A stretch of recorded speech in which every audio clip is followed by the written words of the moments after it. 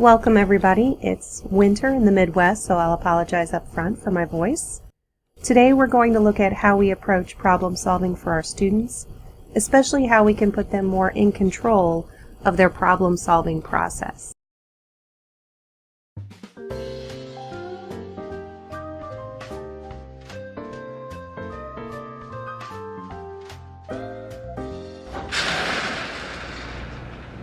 Oh, that's not good. Oh, I don't need this. I'm already late. Somebody will come. Anybody out there? Do you have a phone? No. Sorry. Somebody! Hello? There are two people stuck on an escalator and we need help. Now, would somebody please do something?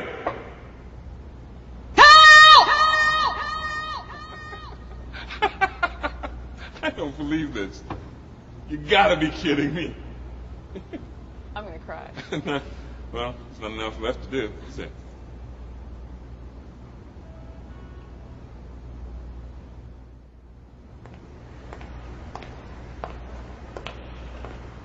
Hello? Hey, don't worry about it. I'll fix it in a second. He said he can fix it. All right. All right. That's more like it. He says he can fix it.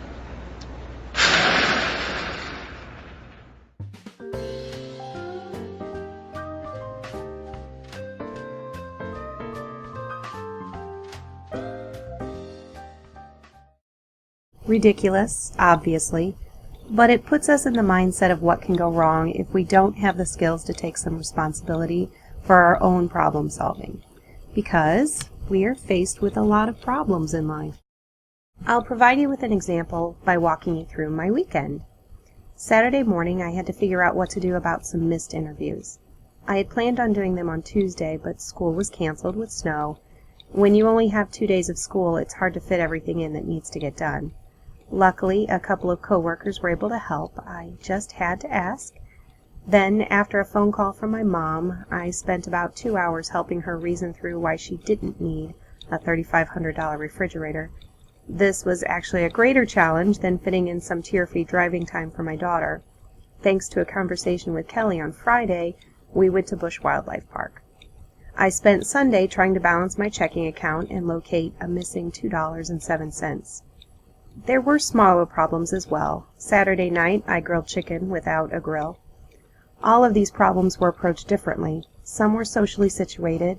I needed others to create a solution. Some I had to work through on my own. Some had a variety of solutions, and I had to pick the best answer for myself. Others, there really was only one answer. Problems are a part of daily life. Problems are a part of our work life too. In 2008, the Society for Human Resource Management weighed qualities that today's employers are looking for in their employees. They found that across 23 skills that employers were looking for, math, reading, and writing ranked among the bottom 10. Not meaning that they weren't necessary, but they weren't what was missing. The skills that were in greater demand were critical thinking or problem solving, collaboration, and creativity or innovation. This is a trend across the board. Employers argue that they have jobs to fill, but applicants are underexperienced. This relates back to the purpose of education. Of course, our goal is to prepare our students so that they'll succeed in kindergarten. But really, we want to help them become good citizens, and that relates to their ability to contribute to their community. The Common Core initiative was partially built on this alignment with career success. We also see an emphasis on problem solving in our changing standards. So if we break the big idea of problem solving down, we get two main categories of problems: well-defined and ill-defined. The first we'll look at are well-defined problems. Riddles are an example of a well-defined problem. They have a defined goal state that's held by the asker. The solver may need to ask questions to get the solution, or they can use other strategies to find the solution. So I'll ask you this one. What has to be broken before you can use it? I gave you some picture clues, just in case you weren't very good at riddles. A good fine motor task, Mazes also offer the opportunity for collaboration and practicing problem-solving strategies like working backwards, which is how I discovered that I entered the transaction for a convenience store soda twice and found my $2.07. Putting a maze on the smartboard can be a way to involve students in developing and practicing some solution strategies. The smartboard makes it collaborative and requires some communication of the problem-solving process.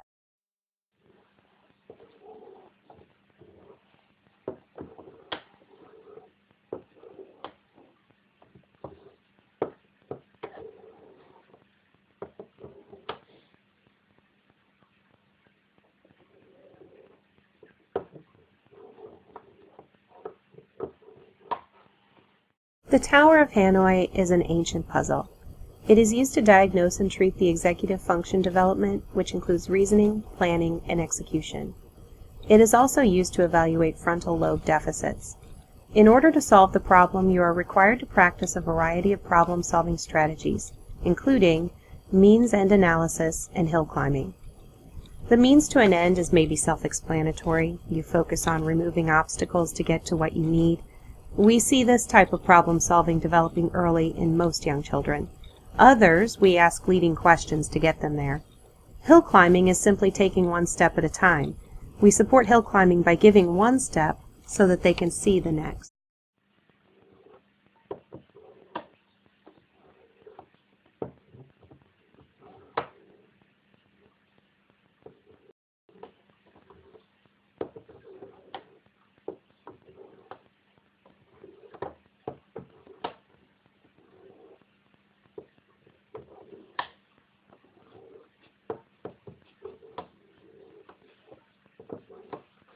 Yes.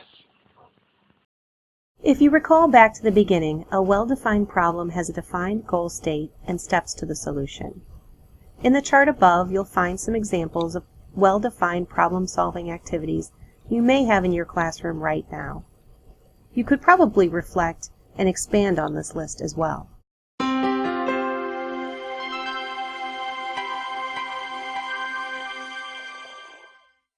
My kids have started watching the news. It's tricky. I have to explain things.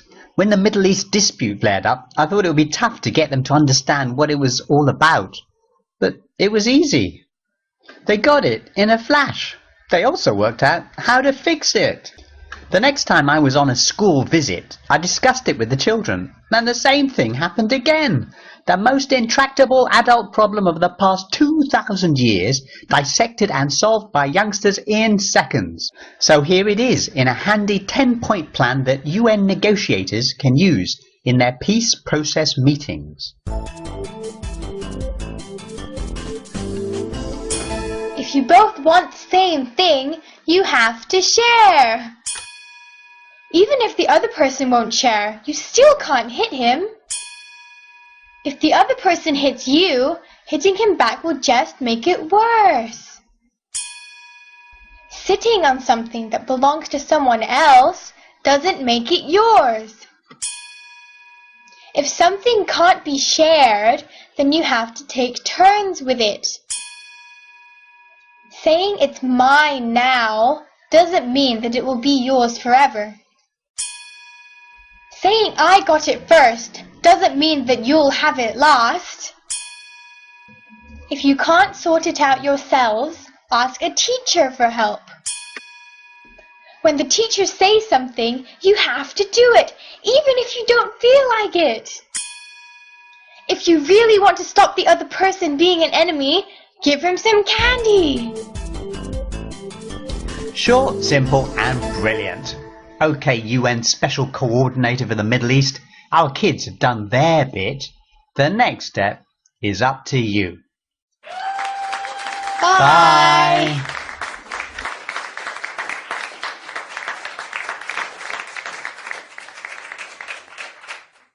The other type of problems are ill-defined problems.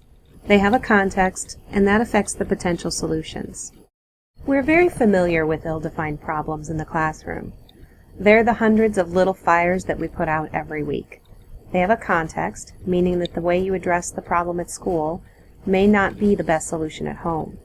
They also require us to recall what the potential solutions are for the problem and choose a course of action that best suits the context that we are in. These are hard problems, and they're the problems that we struggle with. Let's review again. An ill-defined problem solution is dependent on its context and requires previous experience to determine the best solution.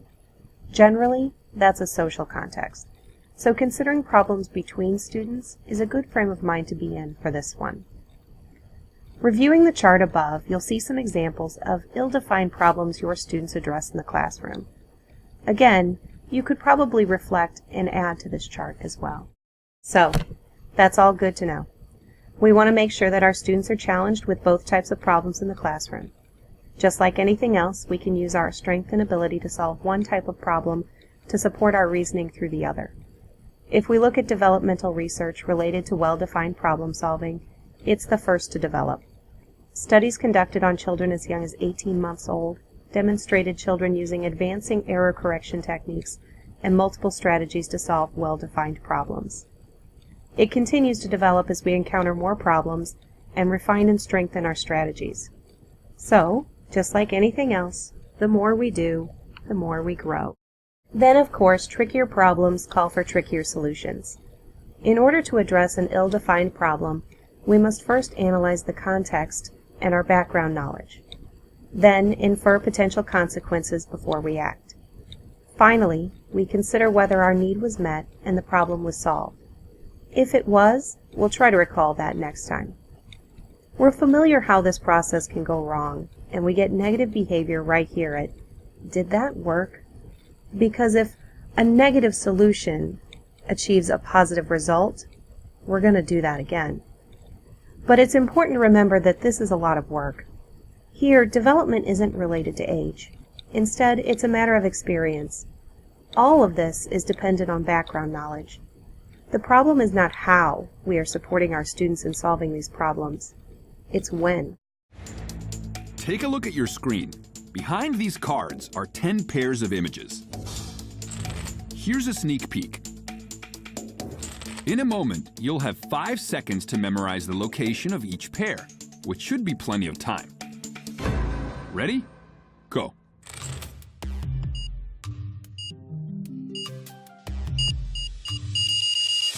Now we're going to flip over just one card. All you have to do is call out the number of the matching card. You have 3 seconds. Ready? Go. Did you choose number 8? There's the other wrench. If you missed it, don't worry. You'll have 2 more chances. Take a look at the objects one more time.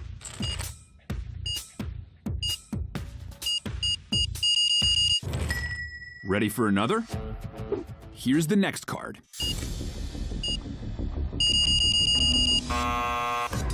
Did you pick 1? There's the football. Take one more look at the board. Let's do one more. Did you pick 18? There's the other pair of headphones. If you couldn't locate all 3 pairs, don't worry, you're like 90% of the people we surveyed. But did you notice some of the ways we made the game more stressful? By adding tight time constraints and the loud noise of a ticking clock, we set off your brain's alarm bells. It's the same thing that happens to most people when they have to speak in public. And as comedian Ben Bailey knows, the physical symptoms can be dramatic. You can't remember what you're going to say next, then your heart starts pounding, your tongue feels so big it's filling your entire mouth, you lose your train of thought, and you're dead in the water, right? That is exactly what happened. Yeah, I know. I was talking about you. It doesn't happen to me. Ben is right, and every stress response he just mentioned is triggered by your amygdala. When you're facing stress, the most primitive part of your brain, the amygdala, signals a flood of hormones into your bloodstream that includes adrenaline and cortisol. These hormones cause your breathing to quicken, your heart to pump faster, and your senses to become sharper, all in an effort to combat any perceived threat, even if that threat is just a tough crowd or your daily commute.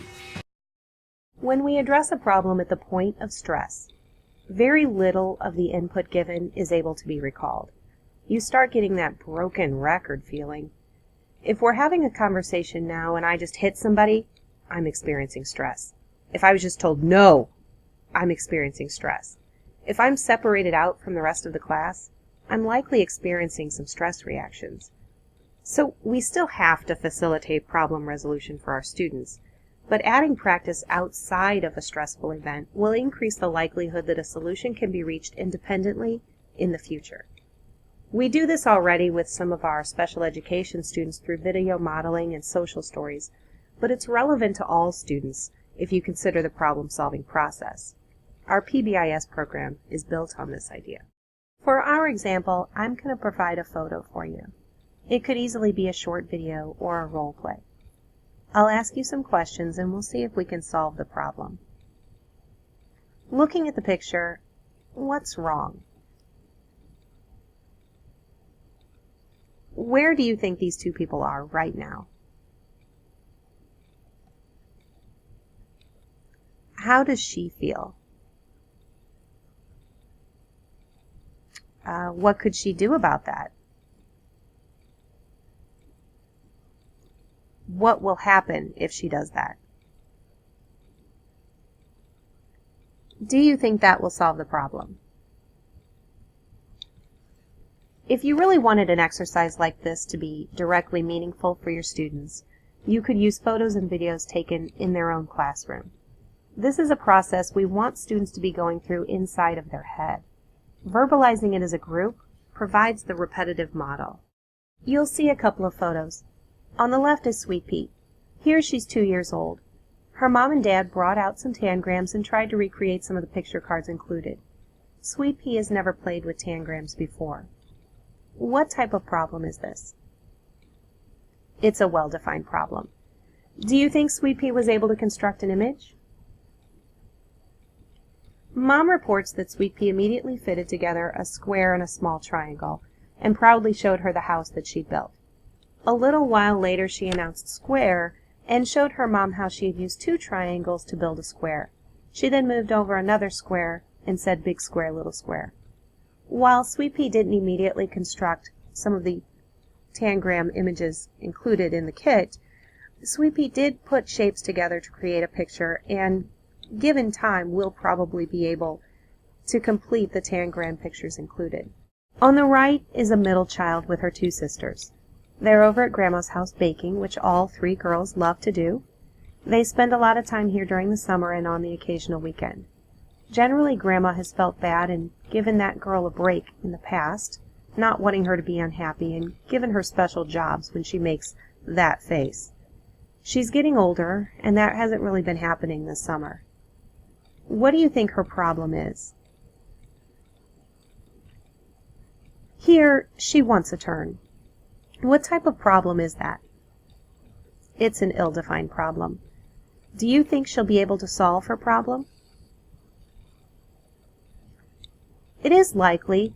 The context of Grandma's house is familiar, and she's aware that what worked in the past isn't working now. Provided Grandma is fairly consistent and asks some leading questions, I believe it'll all work out. If you'd like to, you could pause here and continue in a moment.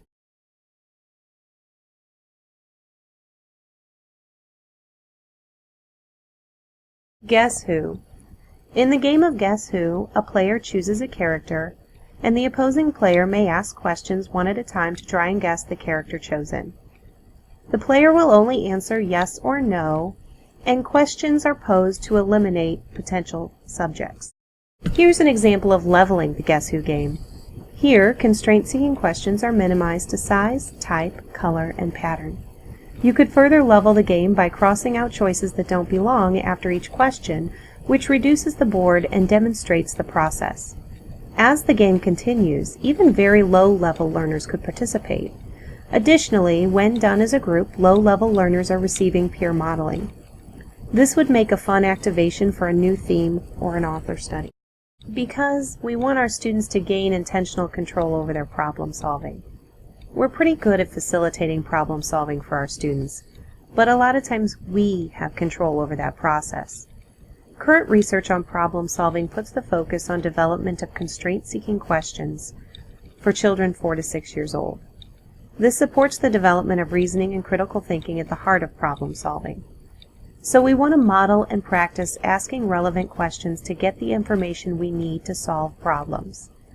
Playing games like these model those questions and applies it for the students. When they did these studies, they found that the more questions the students heard, the more they asked. Which is no surprise to us because modeling is a big part of education at our level. We want them to learn to be in control.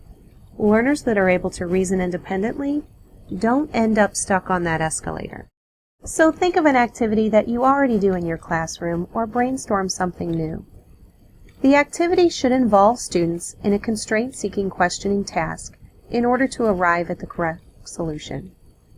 The students may be the question askers or may be observing questions being modeled. Consider student motivation for the task and student interests as well. If necessary, incorporate support for nonverbal students and make sure that it's clear and easy to understand. Thank you. Over the next couple of weeks, I'll be turning these ideas into a digital resource library. I know that I'll be creating some templates that can be customized, and I'll let you know when that's up and available.